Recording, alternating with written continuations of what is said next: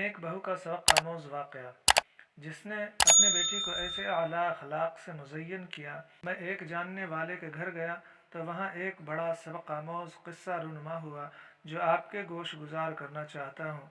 मैं उनके drawing room में जाकर बैठा तो किचन ड्राइंग रूम के साथ अटैच था, जिनकी वजह से किचन में होने वाली गुफ्तगू को थोड़ा गौर करने से सुना जा सकता था। दो ख़वातीन गुफ्तगू कर रही थीं, जिससे मुझे अंदाज़ा हुआ कि ये दोनों इस घर की दुल्हनें हैं। इन दोनों की गुफ्तगू ने मुझे एक बड़ा सबक सिखाया।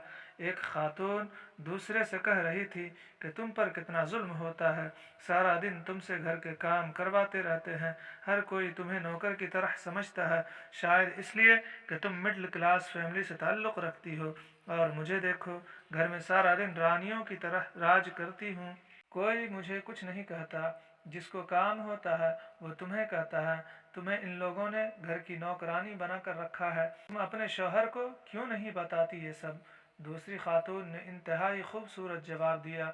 उसने कहा, मुझे इस बात पर फ़ख्र है कि घर के अफराद हर काम के लिए मेरा इंतखाब करते हैं, क्योंकि मुझे इन सब का काम करने से खुशी महसूस होती है, और जब मैं इस घर के कामों को अपना समझकर करती हूँ तो मुझे थकन महसूस नहीं होती। जब मेरा शौहर घर आता है तो वो घर के हर फर्द से मेरे लिए तारीफ़ी कलिमात सुनता है तो मुझसे खुश हो जाता है, और मेरे शौहर के चेहरे पर आने वाली वो खुशी मेरे दिन भर के थकन को पल भर में ख़त्म कर देती है, और फिर मैं अल्लाह का शुक्र अदा करती हूँ। अपने शौहर की नाफरमानी और नाराज़गी से महफूज हूँ। और बाकी रही मिडिल क्लास की बात, तो अल्लाह के नज़दीक इन क्लासेस की अहमियत नहीं, वह अपने बंदे को तक़वा की बुनियाद पर परखता है। इसलिए मैं अपने शौहर की नाफरमान होकर अपने रब को नाराज़ नहीं करना चाहती। इसके लिए चाहे मुझे कोई भी कुर्बानी देनी पड़े। इस नेक बख्त खातून की बातें सुनी तो यकीन हो गया कि लाजमन इस खातून की तरबियत के पीछे किसी अजीम खातून का हाथ है, जिसने अपनी बेटी को ऐसे आला अखलाक से मुज़य्यन किया। सास बहू का ओहदा बड़ा अजीब होता है।